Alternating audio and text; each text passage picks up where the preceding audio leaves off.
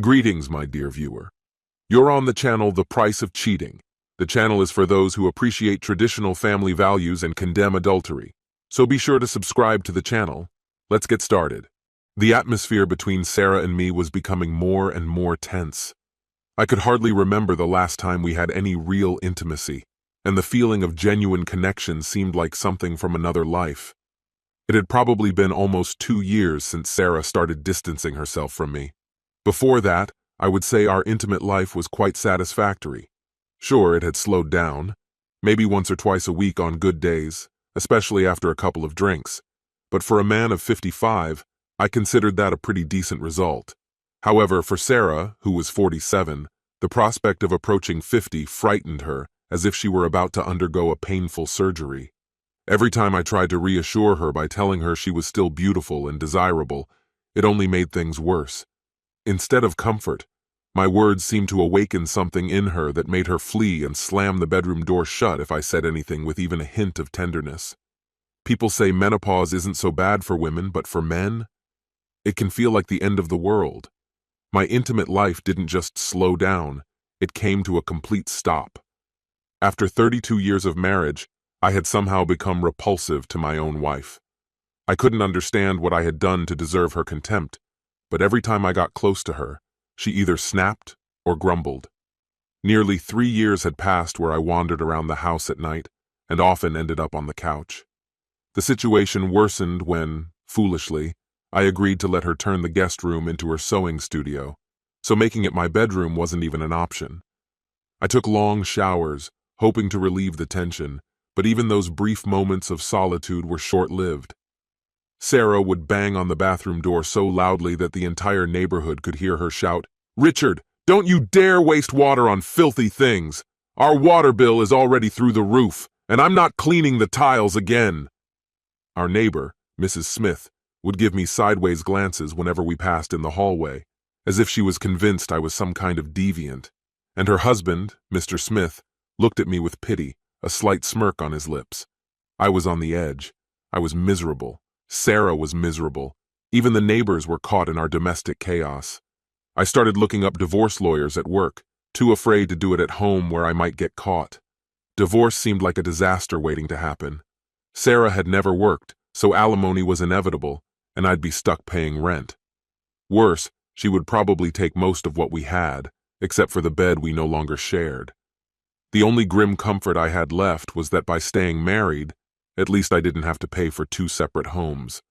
If we divorced, I would be living in celibacy, barely able to afford cheap takeout, let alone dating. I felt completely trapped. So, when one evening I came home and saw Sarah sitting at the dinner table with a bottle of wine and 2 glasses, her voice filled with something I couldn't quite place as she said, "We need to talk." I wasn't prepared. I wasn't really listening when Sarah started speaking, but the phrase "other men" cut through my haze. The wife who couldn't bear my touch was now talking about wanting to be with other men. My head spun. How had we gone from a fading but existent intimate life to this?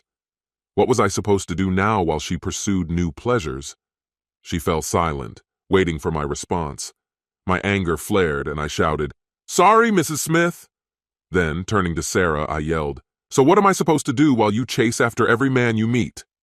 For a moment her face showed shock, and I thought I had finally gotten through to her. But that fleeting victory quickly vanished when her expression hardened with rage. She slammed her hands on the table, then, unexpectedly, slapped me. That slap jolted me out of my stupor. Tears welled up in her eyes as she hissed, "This is why I can't stand you. I don't want to be with other men. I don't want to be with men at all, not even you." She sighed, wiped her tears, and deliberately took a sip of wine. "I wasn't talking about finding someone new. I'm done with intimacy. When you touch me, I get goosebumps. Even thinking about it disgusts me." She paused again, choosing her words. "It's unfair to you," she admitted. "Even though sometimes I feel like I could strangle you, I still love you. I love our life.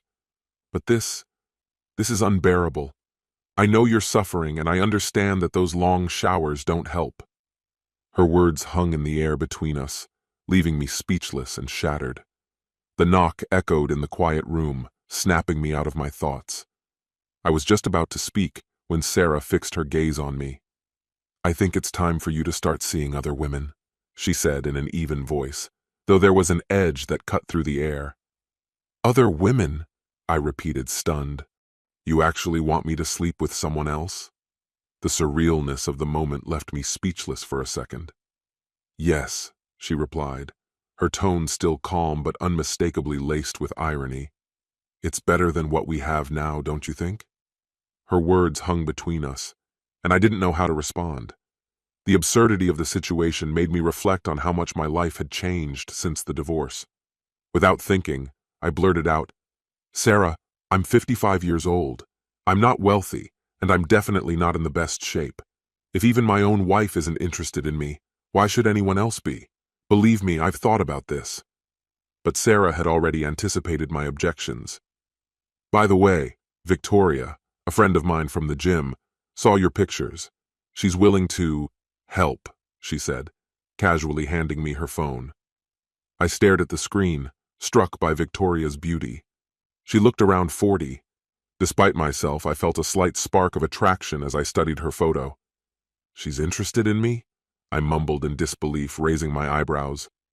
Before I could say anything else, Sarah reached across the table and gently shut my mouth. "Stop staring!" she snapped sharply. Her voice dripped with disdain as she continued, "I don't get it either, but some women like older men." Holding her phone, I kept staring at the photo, unable to process the strangeness of the situation. My mouth went dry, but I had no idea what to say. "So, what do you say?" Sarah asked, clearly losing patience. I nodded, uncertain and hesitant, not knowing what else to do. That seemed to satisfy her. "Great, I have a contract for you," she said, as if it were the most ordinary thing in the world. I blinked, surprised. "Don't worry," she added with a sly smile. "It just confirms that you'll spend the night with Victoria on Saturday, from 7 p.m. until 9 a.m. the next day. Do whatever you want. Make love, watch a movie, go out. It's your choice. But remember, you're still my husband. It's only for one night, no other women. If you cross the line, there will be consequences. You'll leave, and you'll have to pay. Got it?" I hesitated, not wanting to ruin the arrangement. "Maybe I should meet her first?" I asked uncertainly. "You'll see her on Saturday," Sarah replied dryly. "She has legs, and she's offering them to you. Isn't that enough?" Her irritation was obvious, so I quickly grabbed a pen and signed the paper without asking more questions. "Legs," I muttered under my breath, the word echoing in my head. Even on our honeymoon, Sarah had kept her distance. I ran a hand over my lips, which were dry from nerves. Satisfied, Sarah folded the signed document, put it in a folder, and left the room. As the door clicked shut behind her, it hit me that I hadn't even read the contract or asked for a copy. But what did it matter? As usual, my excitement outweighed caution, and so on Saturday evening, I stood in front of Victoria's door, ready for whatever awaited me. As soon as I stepped into her apartment, it became clear that the photographs hadn't done her beauty justice. She was absolutely mesmerizing. Without saying a word, she grabbed my hand and pulled me inside, hugging me tightly. "Hello, handsome. I've been counting down the days to this moment," she whispered softly. With those words, she pulled me even closer, and her lips met mine with a passion I had never experienced before. Every muscle in my body tensed, teetering on the edge of something indescribable, but she gently guided me toward the bedroom with quiet determination. What followed was slow, sensual, and left me breathless. Later, we ordered pizza and ate it in bed, a simple act, but it felt surprisingly intimate. I hadn't expected much from Victoria, but after 3 years I realized I had more to give, and she knew how to draw it out of me. It felt like the beginning of something incredibly rich, perhaps the most fulfilling period of my married life. One night with her energized me for weeks. I walked around with a smile on my face. My contented expression annoyed Sarah, though she only smirked and shook her head. We had finally found our rhythm in marriage, and for the first time in a long while, everything seemed peaceful. Sarah seemed to have rediscovered her playful side, and I started enjoying her company again. But my heart lived for Saturdays. Victoria and I would have dinner, catch a show, sometimes dance a little, and then head back to her place for a night that always felt magical. Sunday mornings were filled with her warmth and affection, making everything around me feel unreal. Occasionally, Sarah would joke about Victoria in her trademark teasing tone, never suspecting the truth. One day, Victoria mentioned that Sarah had once asked her about the possibility of recording us on video. Apparently, Sarah had said she missed certain aspects of our marriage, which was news to me. I wasn't sure about recording something so personal, but Victoria convinced me, especially in that moment. I agreed. She set up my phone, shot me a playful look, and then turned to the camera with a smirk. "Mrs. Anderson, is this the man you gave up? Well, he's mine now, you pathetic old witch." She burst out laughing before I had a chance to react, and then things continued. Later, I told her I didn't like what she said, and we recorded another video, this time without insults. She sent it to Sarah. The next Saturday, I drove to Victoria's, but no one answered the door. I reached for my phone to call her when suddenly a young woman approached me. "Mr. Anderson? Richard Anderson?" she asked. I nodded, thinking she had a message from Victoria. Instead, she handed me an envelope and said, "You've been served." Before I could process what was happening, she snapped a picture of me standing there in shock. As she walked away, she casually mentioned that the envelope contained divorce papers, a restraining order, and contact information for Sarah's attorney. I was instructed to arrange a supervised visit to collect my things. My calls to Victoria went unanswered, and within a few days, her number was disconnected. Sarah had also blocked me. The only communication I had left was through her lawyer. Eventually, arrangements were made for me to collect my things under police supervision. The locks had been changed, but when I arrived, there was Oliver, an old friend, holding the key. "Sarah asked me to let you in," he said quietly, with a hint of regret in his voice. "She doesn't want to see you, Richard. I'm sorry." Oliver had been a cop for as long as I could remember. He greeted the sheriff's deputy with a nod. They knew each other well. "It's not your fault, buddy," he added, trying to offer some comfort. I looked at him and half joked, "Any chance you've got a couch I can crash on?" He shook his head, just as I expected. "Can't do it, man. I care about both of you, and I don't want to get in the middle." I wasn't surprised, but it still stung. Oliver had been my best friend since childhood, and he had been the best man at my wedding. He had known Sarah almost as long as I had, but that knowledge didn't make the situation any easier to accept. "Yeah, I know. It sounds just as sad to me as it does to you." For 2 days, I stayed in a dirty, run-down hotel, trying to figure out what to do next. Eventually, I found a small, cramped studio to rent for a month. It barely fit my belongings, but I didn't have the financial freedom to choose anything better. After consulting with a lawyer, I learned how to handle my finances, but by the time I reached the bank, Sarah had already withdrawn nearly all the money from our accounts. The same had happened with the investment fund we had been using. I couldn't help but wonder, how did things get this bad? Why was Sarah so furious that she not only filed for divorce, but also accused me of cheating? I laid it all out for my lawyer, explaining the strange arrangement Sarah had proposed. I even mentioned the contract she made me sign. His first question was simple. What exactly was in that contract? The truth was, I had no idea. I hadn't bothered to read it thoroughly at the time. All I knew was what Sarah had told me. The contract allowed me to spend Saturday evenings with Victoria, the woman Sarah had introduced me to at the gym. The rest of the week, I was supposed to belong exclusively to her. The agreement also outlined the consequences for violating these terms. Now I stood facing the collapse of my marriage and financial ruin. My lawyer looked at me with disbelief. "So what did you do to make all of this happen?" he asked. "Honestly, I'm not sure," I replied. "I thought Sarah and I were fine, until suddenly we weren't." Still trying to process everything, I listened as my lawyer suggested bringing a copy of the contract to our next meeting. I shrugged, explaining that I didn't have a copy. Sarah had never given me one, and it hadn't even occurred to me to ask for it. The frustration on my lawyer's face was clear. I could almost hear his thoughts. Another careless mistake. I tried to explain that this whole strange arrangement had been Sarah's idea. She had introduced me to Victoria and organized everything. My lawyer calmed down a little. Does Victoria know about this arrangement with Sarah? Can she confirm your version? I nodded. Victoria knew everything. The lawyer asked for her contact details, an address, phone number, anything that could help. That's when I had to deliver the bad news. Victoria had left town, and her phone was disconnected. I had no way to reach her. My lawyer sighed heavily, clearly disappointed. Do you know any of her friends or family who might be able to contact her? He continued. Feeling increasingly uncomfortable, I shook my head. No, we didn't have a relationship beyond, well, the arrangement. We never connected on a deeper level.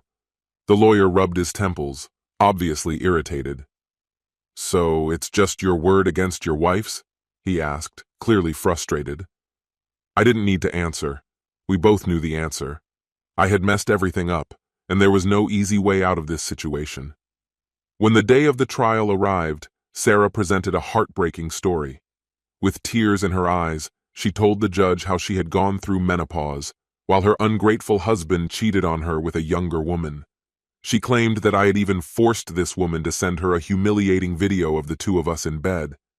Adding to the drama, Sarah declared that Victoria had mocked her in the video, calling her a fat old cow. My lawyer asked her where she had gotten the video, and Sarah confidently replied, "From my phone." Then she started crying again, recounting her trauma.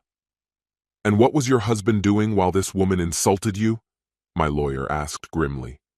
"He was shouting that he was about to finish," she sobbed, and it seemed to excite him even more. The courtroom fell silent, broken only by Sarah's weeping. The judge, an elderly woman with gray hair, looked at me as if I were the lowest scum. To make matters worse, the judge turned out to be Mrs. Smith, someone I hadn't expected to see handling my case. Sarah's lawyer submitted the video as evidence, but the judge announced she would review it privately. Before anyone could react, Sarah started speaking again. "I loved him," she declared with emotion. "For 32 years I took care of him, nursed him when he was sick, gave him everything, even my body. And now, because I'm no longer as young as I used to be, he threw me away." She turned to me, her face wet with tears. "I was going through hormone therapy. Why couldn't you just wait for me?" As Sarah wept on the witness stand, I looked around the courtroom. It seemed like everyone was moved by her story, everyone except me. Even my lawyer discreetly wiped a tear from his eye. During cross-examination, Sarah firmly denied knowing about any agreement allowing me to see Victoria. "Why would I agree to the love of my life being with another woman, especially one younger than me?"